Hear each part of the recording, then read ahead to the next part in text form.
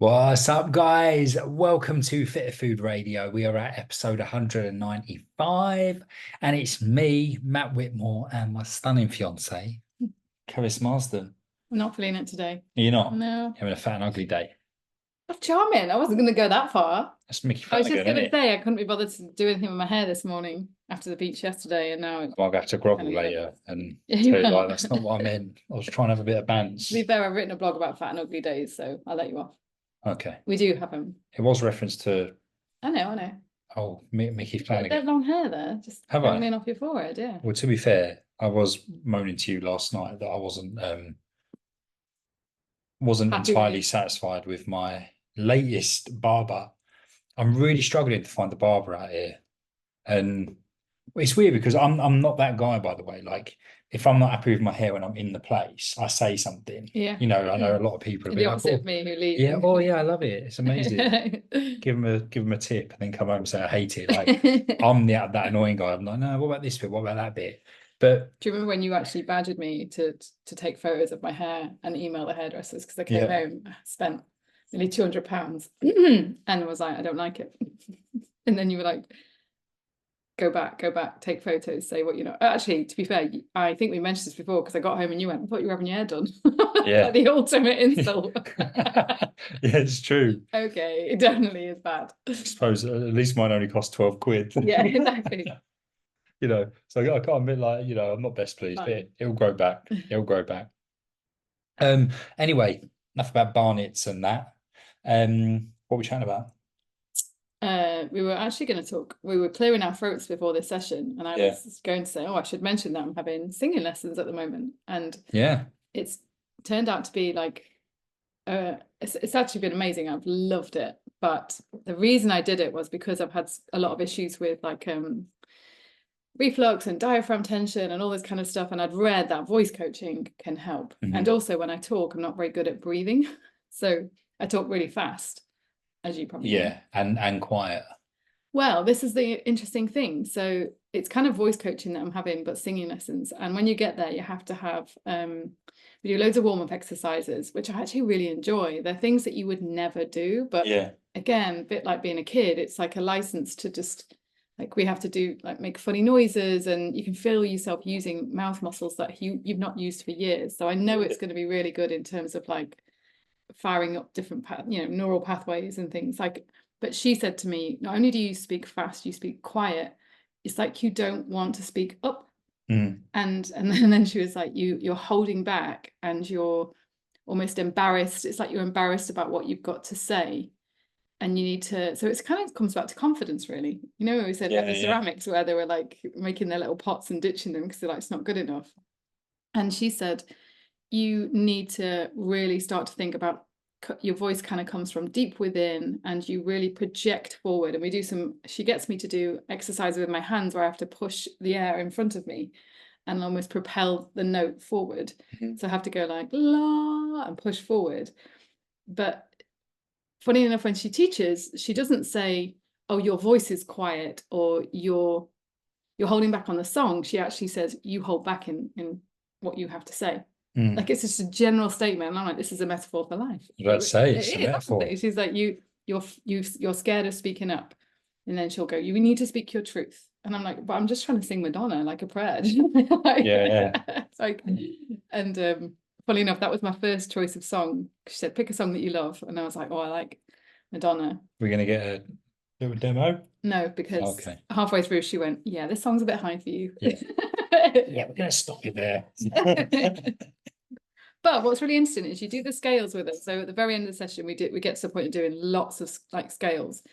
And there's notes I would never think I could reach. And I can because we've done that much warming up, but also I've got this encouragement of someone going, come on, like from here, like speak from here and don't be, and she has this miraculous ability to make you not feel embarrassed about some of the things that you're going to do. And that's what I love. I'm in a room. Well, I was going to ask you Shut that up. actually. I was like, do you feel embarrassed? Like when it's just you and her and you're proper singing? Do you feel like No, self-conscious she's or amazing. And I think and again, I was inspired to do this because of a client. She knows who she is. And she talked about loving singing. And then that week, I think I had 4 or 5 other clients mention they love musicals and singing. And one of my things that I'm doing with a lot of clients at the moment is talking about what is it that makes you feel happy? Like what makes you forget all of these things that we're constantly worrying about? And what did you do as a kid? And how does time pass quickly for you because you're having such a good time? And none of us are doing any of that stuff anymore. I wasn't doing it, you know, decades of work and stress and being self-employed and things like that. And also I think taking on a role lecturing, worst thing ever for me, because constant speaking, not breathing properly, and also against the clock because you had so much to get through. You see what I mean? And nervous about, I guess nervous in that, you know, you want to help students, but if the students were asking loads of questions, I wouldn't get through the slides. So it was like a race. The whole day was a race, and I did it constantly for a good couple of years. And that's when I started to develop the voice stuff, like as in the voice issues. So I think, and that's why when I got faster as well. Although I've always been fast. I remember the first presentation we did. Do you remember? My mum was like, "I love it, but you're really too fast. You speak too fast." Keris was recording some videos the other day, and she's always like, "Oh, will you just take a look and let me know if it's okay?"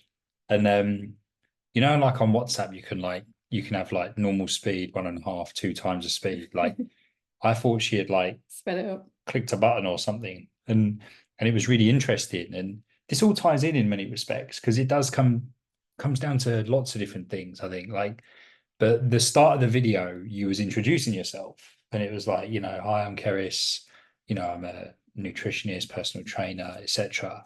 But it was very much like, it was almost like you felt uncomfortable talking about yourself. It was I like, hate introducing myself. "Hi, I'm Keris. I am Keris. I'm a nutritionist, personal trainer with this many years experience." And then all of a sudden it's like, and then you slowed down a little bit. It was almost like, "Okay, let's get that out of the way with, like, don't not talking about myself." Like, and I was like, "Oh, that's really interesting." And because there's a guy who I followed, can't remember his name now, apologies. And he does a lot of stuff on like. He did a great intro.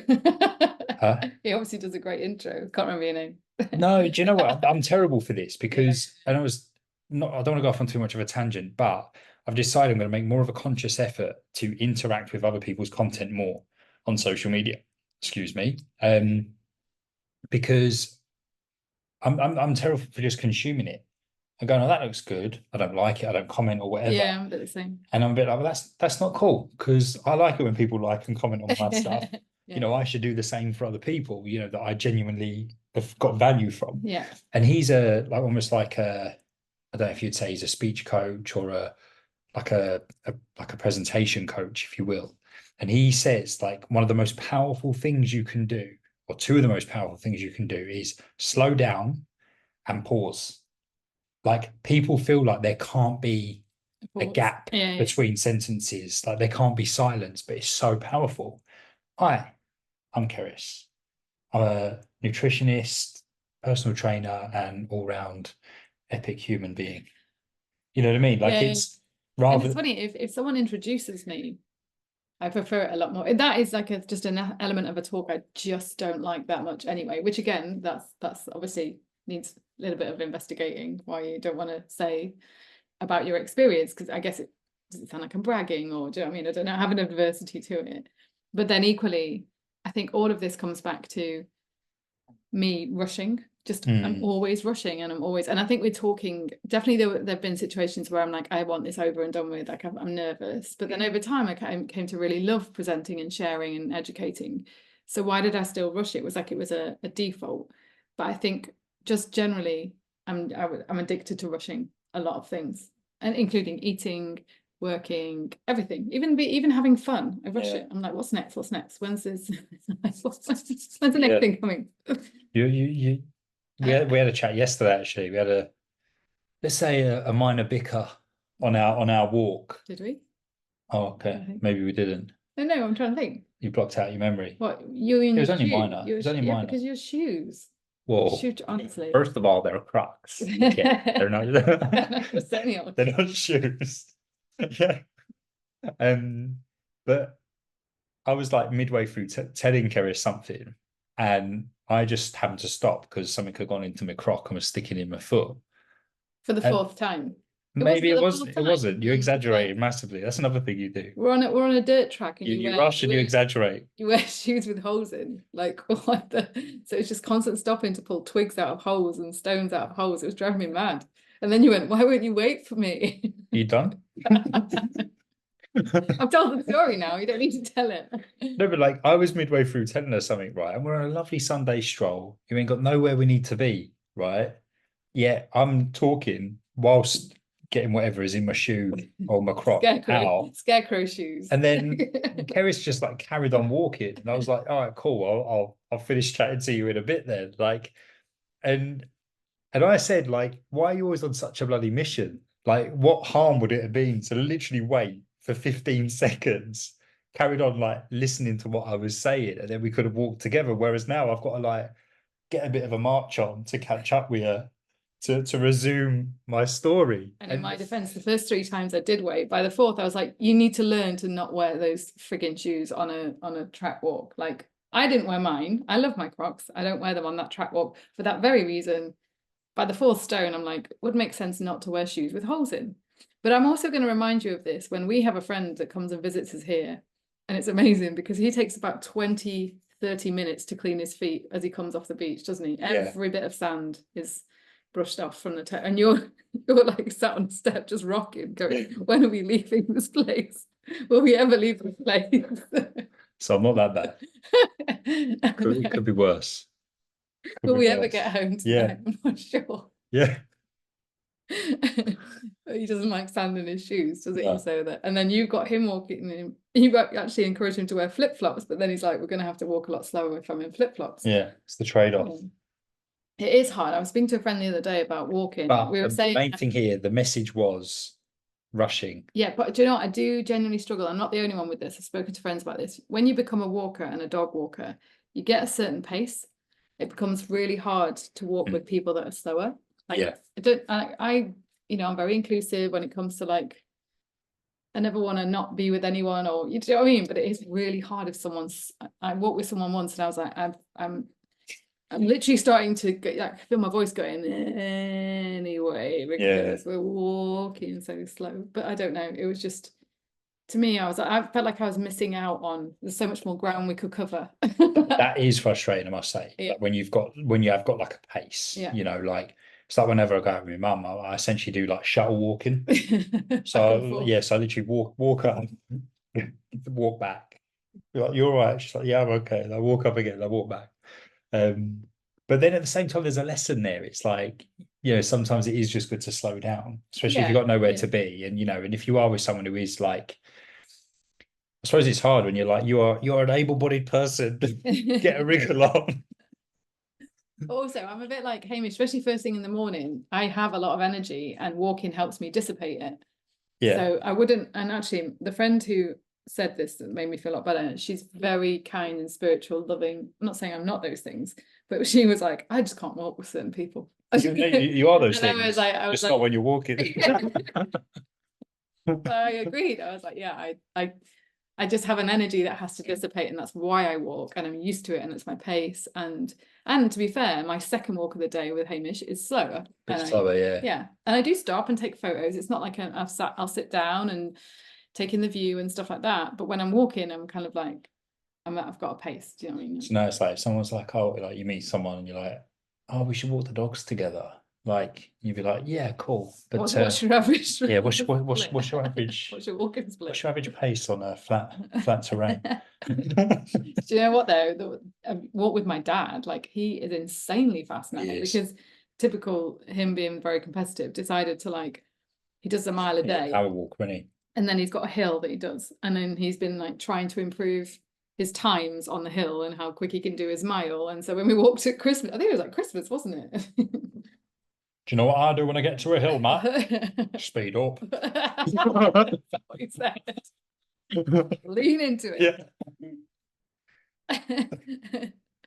And luckily, the walk that we do at my mum and dad's is a there and back. So normally he collects everybody on the way back. Yeah. They didn't make it to the very end. Yeah. But I struggle. I can't talk when I walk with my dad. So that's a sign. He's got that. He's 70. What is he? 71? 70, yeah, 71. 71. That's amazing, isn't it? No, it is. It really is.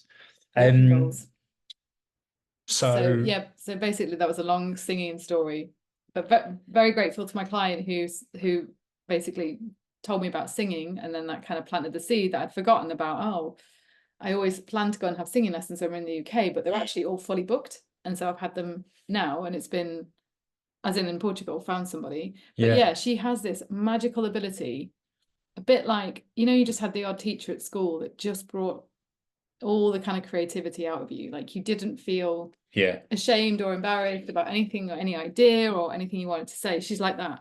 She's like, whatever's going to come out of you is going to come out of you. And that's lovely to feel like that. Like even if it was drama lessons or something, do you know what I mean? I'm just like, I don't know the last time that someone was like, come on, like let it all out, like as in do what you want to do. And to be fair, actually, you know, ceramics and things like that, I've had like, you know, like, just do it, just make it. Doesn't matter. Like we said before, no attachment to the outcome. Just let it flow. And then eventually with time. But what is interesting is I've only done 2, is there's already an improvement. She's like, there's already power back in your voice. Like you're feeling like the connection's been made in terms of you have to really relax your, like, it's interesting, but you kind of sing from within, but you have to relax certain muscles. And initially I was tensing too many muscles. So then she was like, relax, open up your chest. And I bring my shoulders up, of course, like, so I bring my shoulders up to my ear, and she's like, no, and you don't sing from the neck, and don't strain the neck, and tuck your chin in, and things like that. And it was a bit like my rowing lesson where I was like oh, what am I doing? I don't like all these cues, you know. But she's very good at, like, eventually she just goes so I know I've jutted my face out. For those of you listening in, Keris was pushing her so I forget chin back. Yeah. Chin. As in she does a visual cue, like taps the chin, and then and it's but again, she has a great teaching skill that doesn't make you feel overwhelmed by it. She knows, because some people I think can stop you too much. Do you know what I mean? So then you're not getting anything done. What I must say, like, I am very proud of you, because, like, I think with these kind of things, it is also a, you know, stepping out your comfort zone, isn't it? Like for me to go for a singing lesson, knowing how terrible I am, would be. But you're not. This is the thing. You don't know what you sing like, because you never ever proper sing. Sing. No, I suppose no, not it's like proper saying sing. You're a terrible heavy goods vehicle driver. Well, how do you know? That was such a random comparison. That was very random. Where the hell did that come from?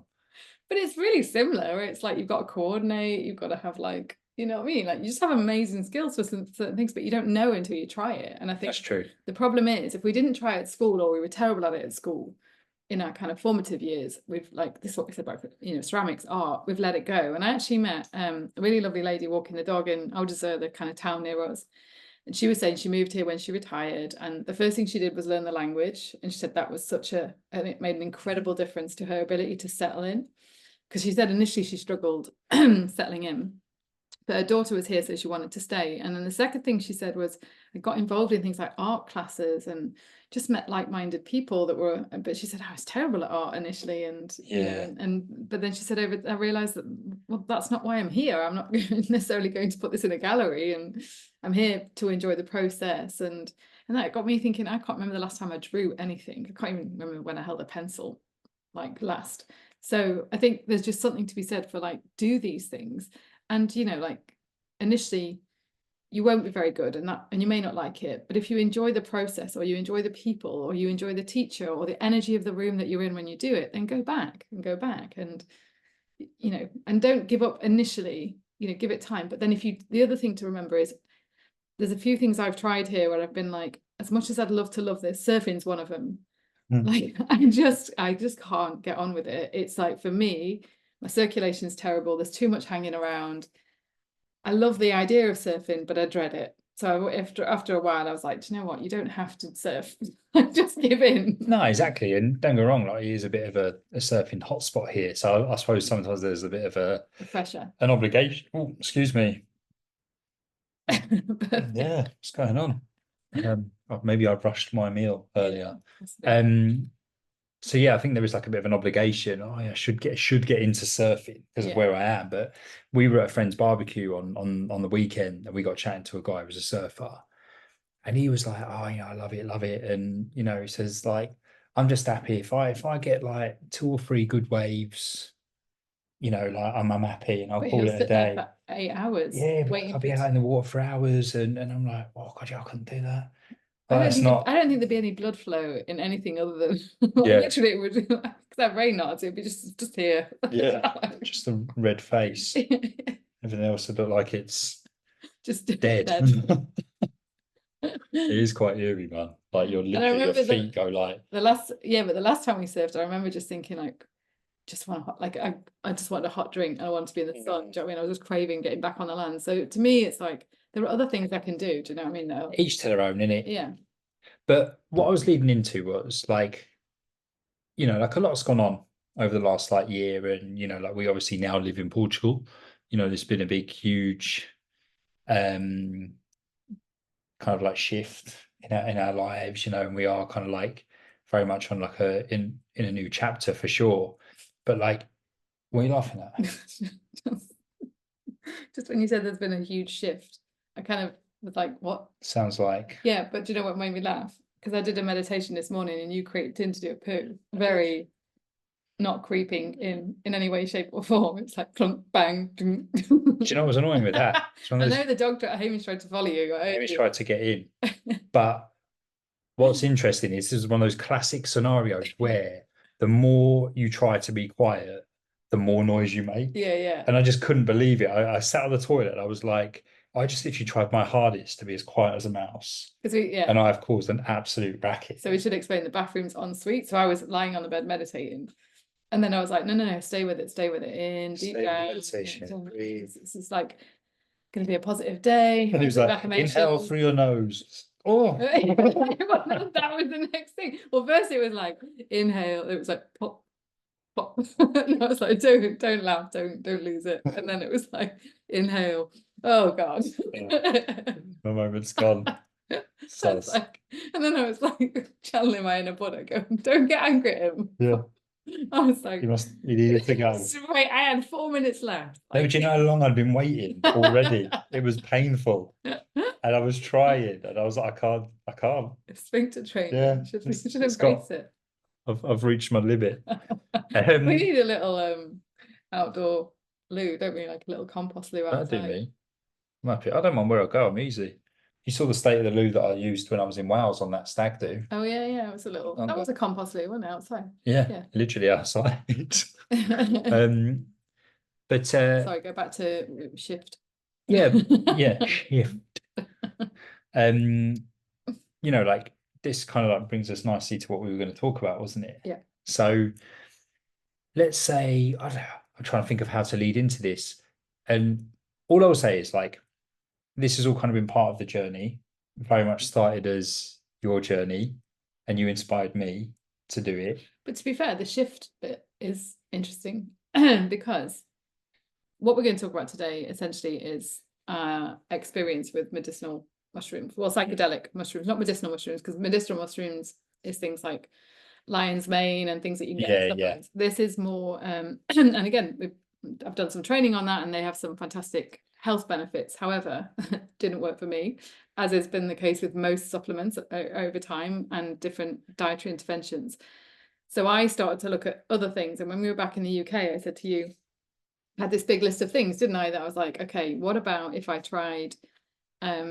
I'd seen some research on psychedelics, and psychedelics in terms of, I was thinking of the gut-brain axis. We know there's a link between the gut and the brain, and we have an enteric nervous system which innervates the gut, so it's like the wiring of the gut. And I was also conscious that the more I couldn't fix myself, the more stressed about it I was getting. But also something that's come to me over time is the more I went to different medical practitioners, the sicker they made me, a lot of them. Yeah. Gastroenterologists were the worst for this. Like I came across one who basically didn't use language that made me think you are screwed and you're probably screwed forever. And so I started to look at other things, and I think we spoke on the podcast before. I talked about doing medicinal cannabis. I was like, is there anything else that can help in terms of the nervous system? And I ended up contacting a place in Holland that do a 5-day retreat. And at this time I was having CBT and hypnotherapy with an amazing woman. And I said, there's 2 things I'm looking at. One is fecal microbiota transplant. Do you remember this? Yeah. And I said, that means I get to go to near Cambridge, and I was like, I've got a friend there, so go and stay with her. And I remember texting her going, I'm going to come stay with you and have a poo transplant. Which she was actually pleased though, because she said, I thought you were going to say like, because I was like, I've got something to ask you about. And she was like, I thought you were going to ask me to go to Dignitas or something with you. So gosh, it was Lynn. And so we were laughing about that, and I was like, no, I'm actually going to come and stay and have yeah, 5 days you would have, and honestly, I would do anything, you know this, to stop my symptoms at this time. And I was like, I will literally do anything. So I'd read about all of the different research, and they were saying it tends to be more for kind of like lower GI stuff. But anyway, I thought I might try it. But I was like, I'm actually steering towards the psychedelics because you get to stay there for 5 days. And my therapist was laughing. She was like, that says so much about you. You just want to go and rest for 5 days. You know, she's like, you want to check out of life, don't you? And she was laughing. And she was like, with the fecal microbiota transplant, they were going, yeah, you only need to come for an hour and then you can go back to work online and stuff. And I was like, where's the like, where's the draw, the appeal? Anyway, I parked it because then I got COVID, got really sick, and I was just like, I can't deal with any of this now. And my symptoms completely changed. So I went down different routes, seeing different gastros and things. Then I came to Portugal, and it was already on my radar that where I go to a co-working space in a town called Lagos, there was a woman doing a talk on psychedelics. And she was actually talking about one specifically, psilocybin. So I booked £10, go and watch the talk. And interestingly, it was an amazing talk. She's actually calls herself the conscious pharmacist because she is a medical pharmacist, but she's retrained in psychedelics. And there's now so much research. All the universities are doing trials on this. One of my friends is doing, she's at one of the universities doing a master's. She's like, yeah, we're doing stuff on MDMA and psychedelics and psilocybin. So I already knew it was kind of coming over as like a treatment, and the talk itself was on microdosing. But do you want to say anything, or am I? No, carry on. Okay.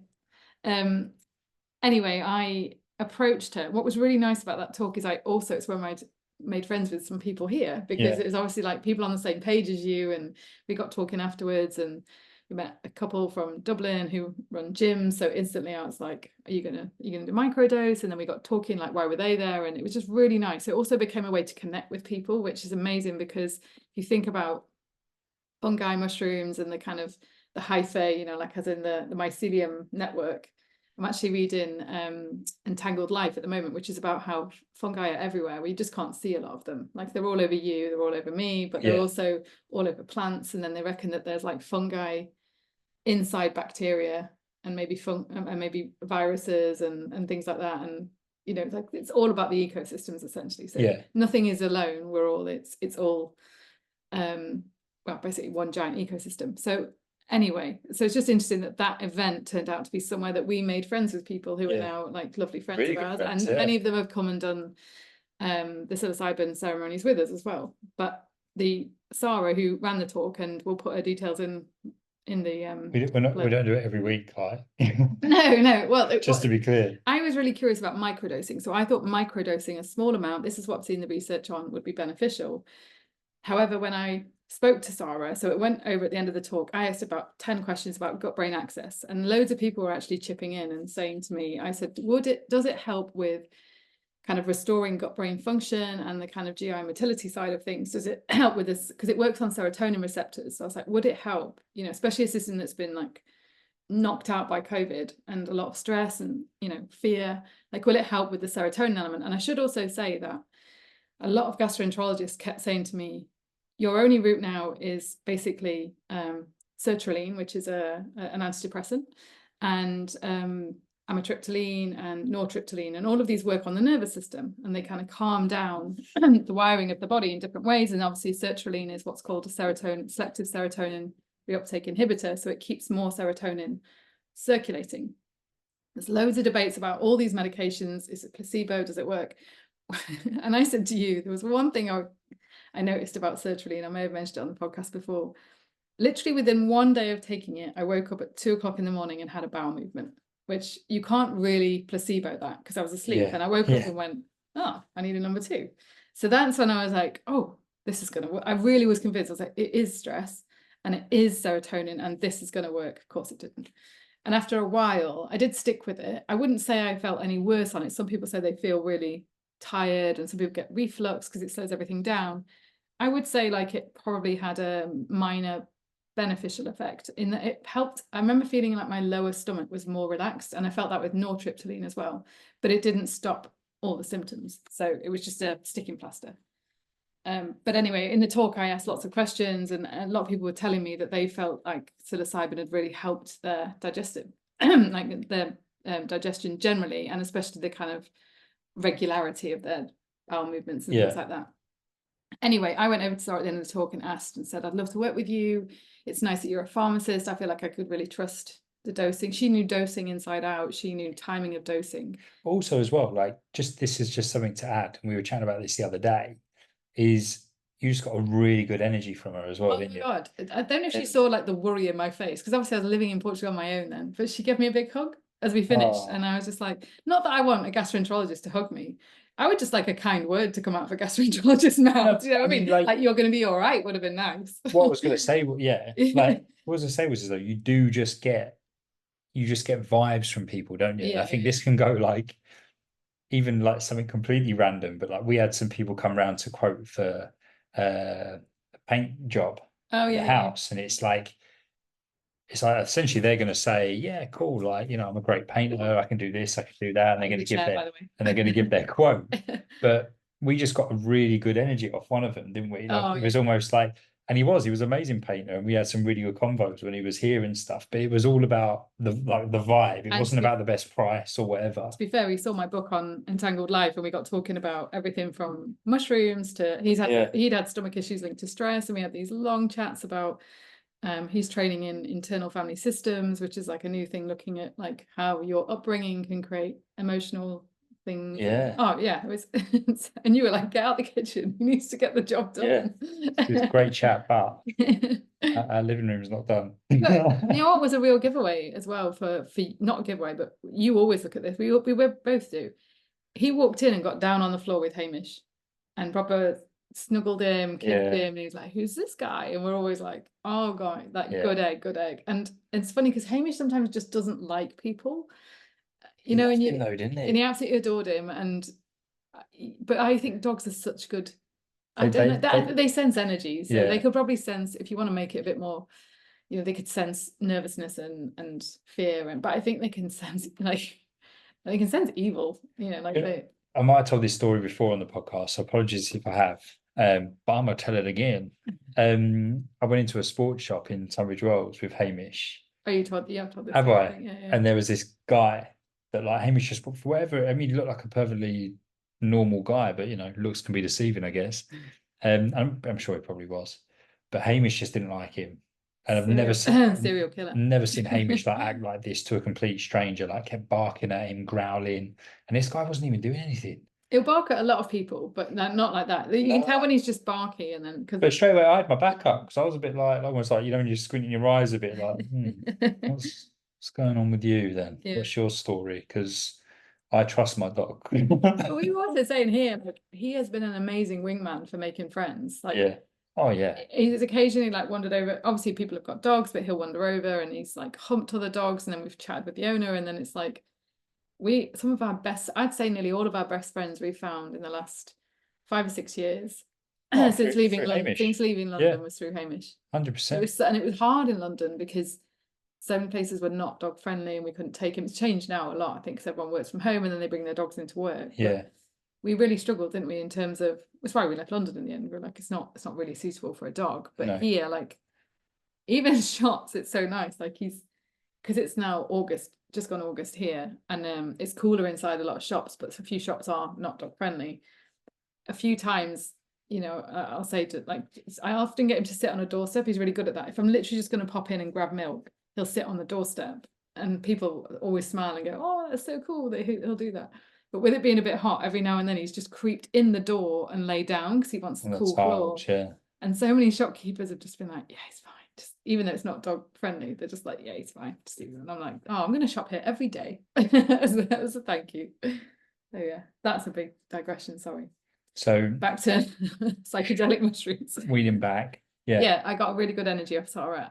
But when I then had, I said, I want to do one of your microdosing packages, we spoke and she said, I actually recommend that you do a macrodose first, which is a higher dose in a ceremonial setting. So you do it with yoga teachers and her, and there's a support network. It's very integrated. So you have a session beforehand, session after, and the higher dose allows you to kind of gain more insights into the benefits of, well, basically the psychedelics are helping you kind of open your mind, is the best way I think to put it, isn't it? Like you really start to see a lot of things that you're doing that don't make any sense anymore, but it's very similar to hypnotherapy in that sense, that you've been in a trance, just repeating certain programs in your mind over and over again. You can't see it, and that's come from experiences. A lot of them are protective, a lot of them are defensive, and I'd had CBT and hypnotherapy, and it was really helpful. But I think, again, the person that I was doing it with, we then moved away, and she wouldn't work online. And I've really struggled to find a similar, once you've gotten a connection with something. And it's the one thing that psychotherapy is known with psychotherapy of any sort, is that there has to be a connection between therapist and patient, but also that you and the therapist agree on the problem and agree on the outcome. And I'd found that, and then I didn't really find it again with other people. In fact, I had some awful experiences with different therapists. But what I think the kind of higher dose of psilocybin, again, we'll get Sarah on the podcast, she will be the best person to talk about it. But for me, I'd actually watched, so I should also rewind and say what led me to the looking at doing the retreat in Amsterdam was Michael Pollan's How to Change Your Mind, which basically, if you haven't seen it, it's on Netflix, or you can get the book. And he's a brilliant writer, and I've loved his nutrition work. He does some really cool stuff in terms of, he'll, as a journalist, go and experience different things. So he did the book Cooked and Eat Food Mostly Plants. I can't remember what the book's called, but the saying that came from it was eat food mostly plants, not too much, is like a very famous saying. Anyway, his Netflix documentary is brilliant, but it was a psilocybin episode that resonated with me the most. I cried all the way through it, like, just because it was also, so much of it was about anxiety and kind of chronic illness, and these individuals saying that they just lived in a world of fear, and that really resonated with me at that time, because I was like, this situation for me is a world of fear. But I think what I didn't realize is, the deeper I've gone on this journey, and by the way, this is not a quick fix, so I'd love to say that I did a psilocybin ceremony, woke up and I was like, la la.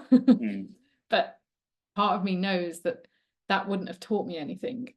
So it's been a very slow, steady journey where I've done 2 macrodosing ceremonies with Sarah and microdosing as well. But I've used, what it's helped me do is understand that actually, even before falling ill, I was kind of living in a world of fear anyway. And that's why I've always repeated certain habits. And I feel like I've coped because I exercise, or I go for a run, or I eat really well, or I have a great relationship with you, so I feel secure. I don't have to worry about, you going off with the next door neighbor or anything like that. No, we ain't got any. It's not one for miles. I just have to worry about you needing a poo as I'm going to meditate now. But like, and I think that it's been, without the meditation, I wouldn't have got the benefit. And it just, I don't know, everything just landed in, they say, like, we say to each other every day, don't we, universe has your back. And it definitely felt that way, in that certain things just started to land in my lap. But with the psilocybin, one of the things that it brings is neuroplasticity, so like a mental flexibility to open your mind to new ideas, new thoughts, which is really hard, because when you've not been well, or say you've been experiencing, if you're not well, you go into what's like a micro focus. So I was watching a really amazing talk on IBS the other day, and they were saying that people with irritable bowel syndrome and any stomach issues go into micro-focus mode, where all you can think about, because you are suffering inside, and you're going to suffer every time you eat, sometimes when you don't eat, sometimes overnight. So there's no relief in any part of your day. Same for chronic pain. It's very rare that you're symptom-free. So everything you do, you overthink. Everything you eat, every position you sit in, whether you're exercising or not, like, you start to overthink every single habit and activity within your day. And this switches on hypervigilance in the brain. So then you're constantly in fear mode, constantly in negative emotion mode, constantly waiting for the next hit, the next symptom, but then what you also do is turn on yourself. So everything that you suffer with was your fault. You shouldn't have eaten that. You shouldn't have done that. You shouldn't have said that. You shouldn't have hung out with that person. You should have gone to bed earlier. Like, you literally start to drive yourself insane, but you can't even see that you're doing it. And this is the thing, that the kind of your world goes really small, because you're also withdrawing from habits, social activities, social connections, hobbies that you loved, because there's no point, because you can't get pleasure from them anymore. You can't relax, you can't enjoy them. So your world gets smaller and smaller. Your thinking patterns get like, some people call it the trauma loop. You just loop round and round and round, and you definitely can't see your body ever healing, and you can't see wellness. And sometimes I'd say you can't even see, like you're like a blinkered horse. You just like get to the end of this day and get my comfort blanket on, which might be like Netflix, and just fucking don't talk to anybody. So it's really interesting that I think the psilocybin starts to open up your mind again, and then certain things started to drop into, and I mean like drop into my YouTube feed, because obviously drop into it was just mad, all the connections that happened, and the synchronicities, and certain keywords were coming up a lot. And even like a little reel you would send me, and you'd be like, oh, look at this reel, and it would be about, we had one where a whole week it was about expectation. Do you remember? Yeah. And everything that was coming in, I mean, I'd listen to a YouTube talk or something, and they'd say one of the biggest problems is our expectation of everything. And what's really interesting is my second psilocybin ceremony was a lot deeper than my first. And one of the reasons was I had so much expectation from it. Yeah. So it was just even more valuable in that I felt like I almost screwed the whole thing up, because I was comparing it to the first one. And funny enough, even on the way there, you had said, listen to this video on expectation. And I wasn't receiving the signal, because I was too like, I think at that point I was already in like, oh, it's my second ceremony. I was hyper focused on that. But yeah, so just to kind of give you an idea, and you've done it as well, so talk about your experience. But my experience was, and a lot of people have said things like, oh, you're so brave doing this. And to me, honestly, I've got to a point where I'm like, there is nothing left to lose for me. And so long as what I'm doing is safe, and I am still under all hospital care. And what's really interesting is it's not like, it's just not serving me anymore. But I'm safe in that I'm still under their guidance and everything, should anything else happen. But for me, and in a way, I don't even think that, I think when I saw the care that she put in, I was like, I've never had this kind of wraparound integrated care from conventional medicine, and they've just shook stuff down me. Do you know what I mean? They've just take that, try this. It's like they're guessing now. Do you know what I mean? It really got to that point where I was like, you are just guessing. This is just crazy. And no, kind of, you can't contact half of these gastroenterologists if you did have a negative reaction. That's the scary thing. You cannot get hold of anybody, because the NHS is just creaking. So with this situation, again, I felt safe. And what you do is, it's very much a ceremony. So the week before, and I was already doing yoga, loads of hiking, being in nature quite a lot. And then when you turn up for the ceremony, there's basically intention setting, lots of breath work, and then you do a yoga nidra. There's a trauma-informed yoga therapist there, and you lie on a bed with a blanket and an eye mask. So this isn't about taking mushrooms and laughing at, your hair's gone all funky and rainbow colored or anything like that. You go inwards. So you put the eye mask on, and the first time you're fasted. I was fasted, so it was really quick. Within basically the end of the yoga nidra, I was already getting these little cartoon mushrooms like popping up. So it was really like cool initially. I was like, and by the way, I should also add, I know I've talked about doing medical cannabis again under NHS here back in the UK, but I never did any recreational drugs whatsoever. So I'm so risk averse. I've never smoked a cigarette. As you know, Max, you tried to teach me how to inhale cannabis one day, and I was rubbish at it.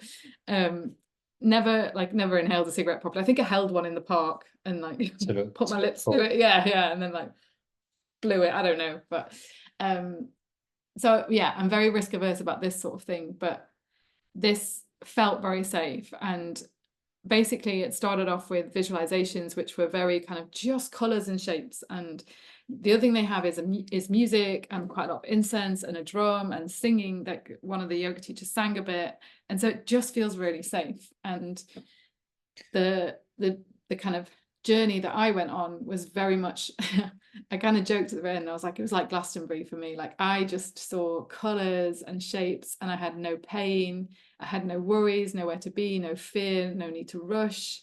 And I just lay there, and basically time escapes you. You have no concept of time. And I think about 4 o'clock, I got this little nudge. And by the way, you do go through, I went through a little bit of like memories of people that I'd lost and got sad, and they come over and they hold your hand, and just put a hand on your heart. So there's someone there, and you can just cry and just let it all out. And at the end, they came over and they were like, 4 o'clock, are you all right, Keris? And I was like, yeah, I'm fine. And basically, everyone else was up and wandering around and eating. They had like lovely food at the end, and they were eating, and I was just still lay there because I was like, this has been heaven for me. Yeah. And this has been, I have never felt like every bit of pain and negativity, negative thought, worry, everything just disappeared for the time that I was there. But what I will say is, it's not addictive, because somebody asked me that and said, yeah, well, that's just addiction, that's what drugs do. And I was like, no, it was different, because you actually feel, this time I could feel, I saw so many visuals of the mycelium network, and then I'd see my veins and kind of blood flowing, and I'd feel this warmth just go all the way through my body and into my stomach, and my stomach would relax. And it was just a real reminder of how much your gut is connected to your nervous system, but that it must have brought me down. Say, I often say to you, it's like I got in an elevator and went to the top floor, like my nervous system just hit a roof. It was like no more, and just went into like, it wasn't fight flight, it was freeze. It's like, again, I'll talk more about the kind of polyvagal theories on this, but definitely some kind of freeze response of like that hit my gastrointestinal system. And it didn't matter what I ate, what I did, what I took, how I breathed, even, like nothing seemed to touch it. And I think the journey for me has been, but you didn't change your thought patterns and your beliefs. And I'm not saying that you have to have a personality transplant to fix your gut, but bear in mind, I was 5 years deep in fear. And I would say, like, there's something called victim of medical, it's called VOMIT, victim of medical imaging technology. So bear in mind, I've had all these tests where they tell you like, oh, you're fucked, basically, you're a mess.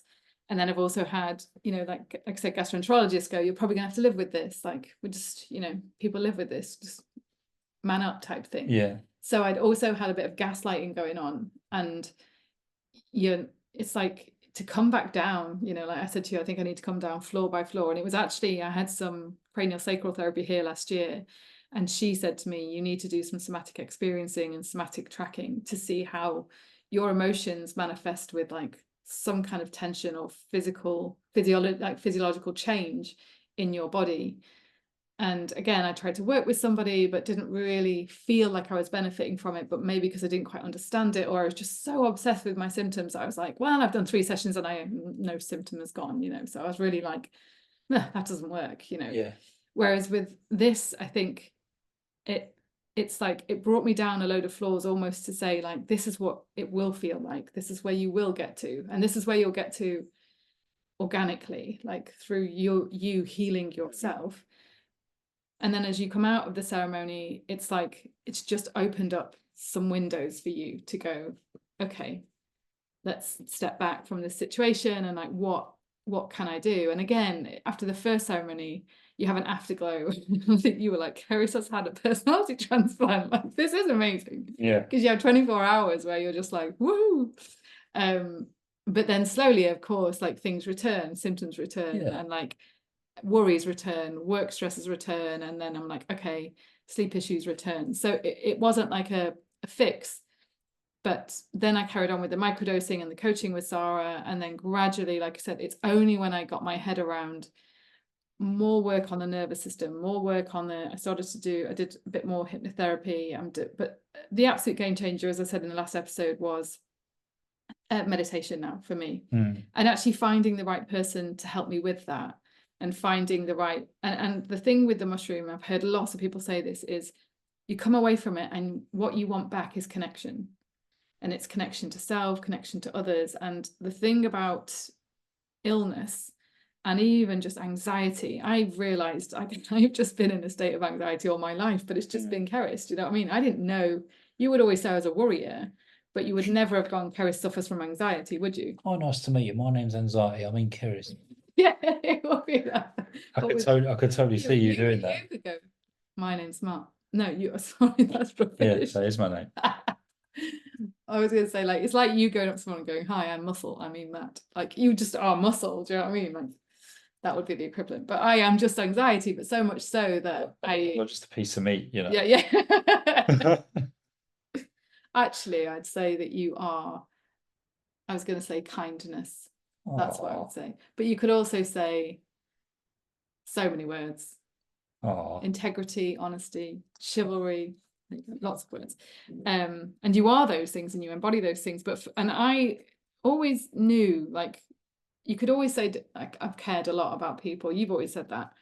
But over time, especially I'd say in the last 5 years, anxiety had made me quite a different person because the anxiety was building and I couldn't see it building. So it made me, I think one of the things, and someone else said this on the ceremony, not to share anyone else's journey, but they just talked about their heart turning to stone. And that was definitely happening for me because I was so scared.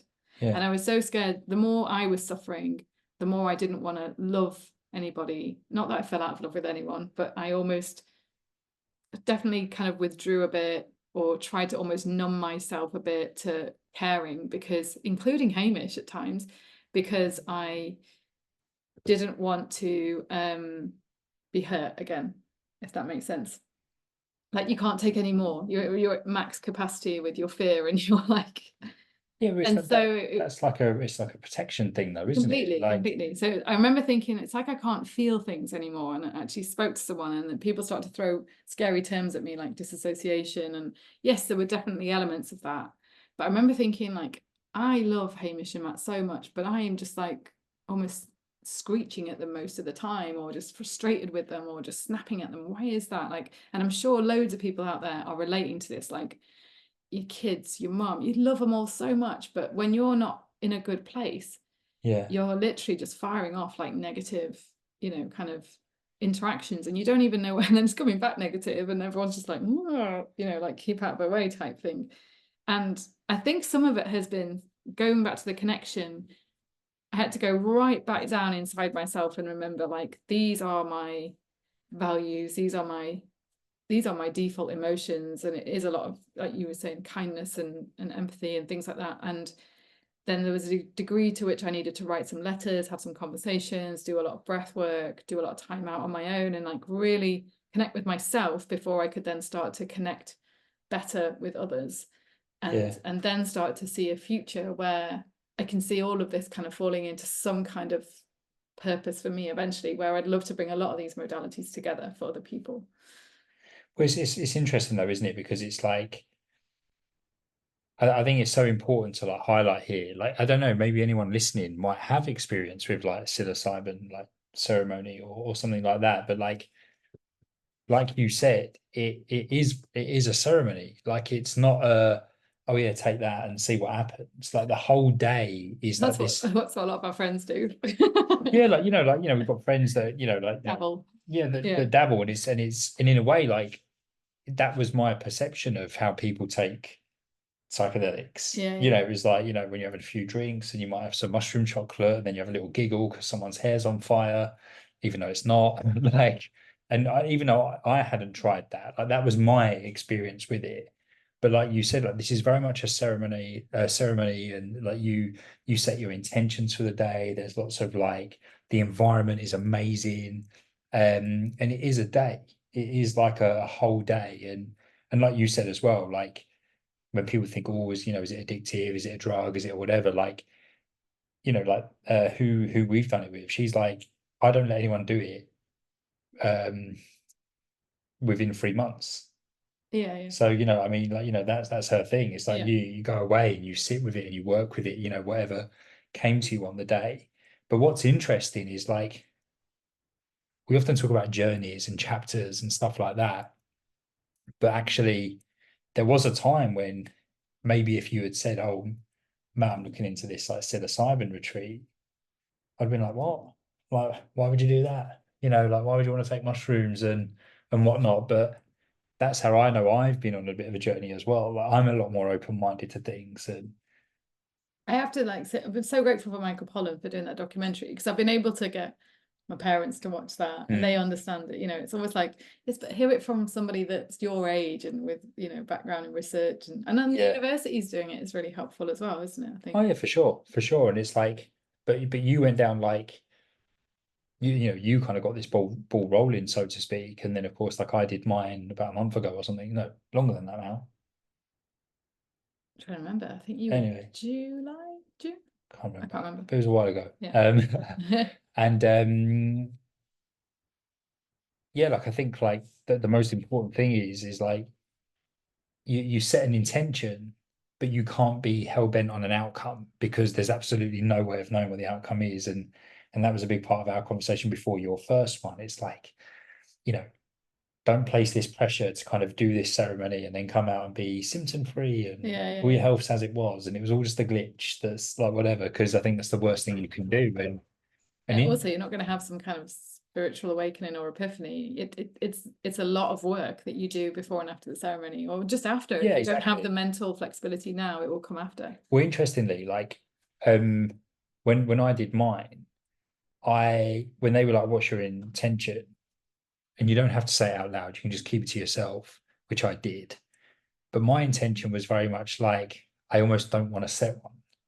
I literally want this to be what it is, but I'm just very open-minded to whatever the hell is going to come to me. Interestingly, now I think everyone says that in the second ceremony. Everyone went, Yeah. because the premise is the psilocybin teaches you what you need to know, not what you think you need to know. Yeah. So you can say, I'd like to know what's my purpose in life, but Yeah. it won't tell you that. No, exactly. Like, you know, but like for me, it was, I mean, I won't go into mine because we ain't got time. We do But another episode though. but Carry it on. but what was really interesting is at the very, very start of it, when we were however long in, and I guess the psilocybin was taking its effect, I felt really uneasy. I felt really like I was like, hang on, I'm not in complete control here, and I don't like it. And it was weird because it's like even that in itself was a lesson. Because you know, the Sarah was like very much like, you need to let go. Like, you're really holding on, you're trying to fight this. Like you need to let go. And it took me a while to do so. I was almost like, no, I'm in control. This thing isn't going to control me. But I also knew that I wasn't in control. And you should And probably add, because you haven't done any recreational drugs, despite, you know, a lot of friends of yours do, and you've always been like, no. And I think I've smoked a bit of weed. But that is also a control thing, isn't it? Like for me, what stopped me was risk averse, control freak. Yeah. And I think you, similar degree. It's another reason why like I've never enjoyed being drunk. Yeah. Like because I don't like feeling like I'm not in control. Yeah. And I don't know if that's anything to do with growing up in Southeast London where you feel you've got to be alert all the time. But like I've never enjoyed that. Yeah. And I've always like, I mean, I've only ever been like really drunk on probably a handful of occasions. I've never liked it. I've hated how it's felt and gone like, I feel vulnerable right now. Yeah. Like, you know, I don't feel like I could protect myself or worse, protect others. Oh. And that's kind of like where my head is, you know, like, and so you said just the other day, because we definitely carry this on in the next episode. You said to me about you always feel like you've been a lone wolf. Yeah. And it was interesting because my whole first trip was just full of dogs and wolves.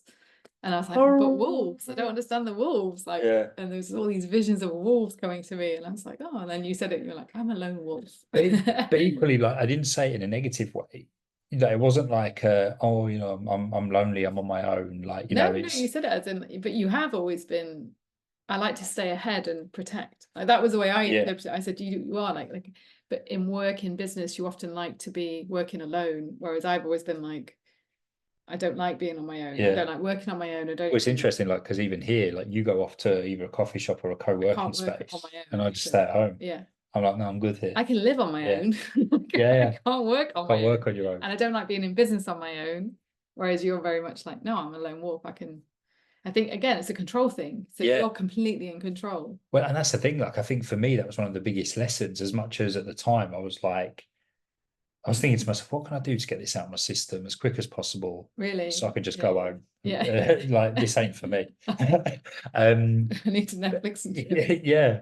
But equally, I was like, once I was like, okay, no, I need to let go. And once I did, oh my God, like uh, such an amazing experience. Like, and genuinely, when Keris went for a second one, I was like, because I'm going again in October.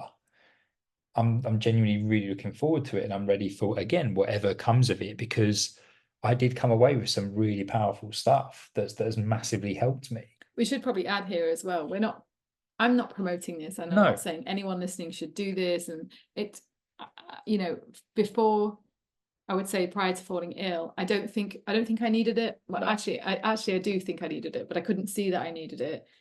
But I think that's been my pathway, is that I needed quite a deep intervention to really help me. And I should probably add that a lot of the work I've done has taught me that I had one of the most powerful questions I've seen asked actually in some of the chronic illness work that I've done is like, did you grow up too quick? And my answer was yes. So I basically, grew up too quickly as a teenager, I was experiencing some traumas and things. And so I fell into kind of a default program that if you hadn't, I don't know that you do need any of this. Do you know what I mean? I think you can, and with age will. And I have got clients that have come to some of the things I've suggested so easily, so naturally, possibly because it's just come from, they're eating well, they're exercising, and I'm like, let's try and do this, little bit of meditation or whatever, and it just walk in, let's hike more, let's get some playlists going on, and it just all fits. Like, and the only reason it didn't for me, I would say, is I went on this path because I just couldn't, like, my symptoms would just not respond to anything, and I've never had that before in my life, first time ever. But I would say it was almost like someone flipped a switch overnight. So I kept thinking there must be something more going on here than just a functional, digestive issue. But that's the thing, isn't it? Like I suppose like there's different ways to look at this. It's like, you definitely need a genuine reason to do this. It can't just be like, oh, I'm quite intrigued. Like, let's give it a bash. Like, I think for me, like I had a reason. Yeah.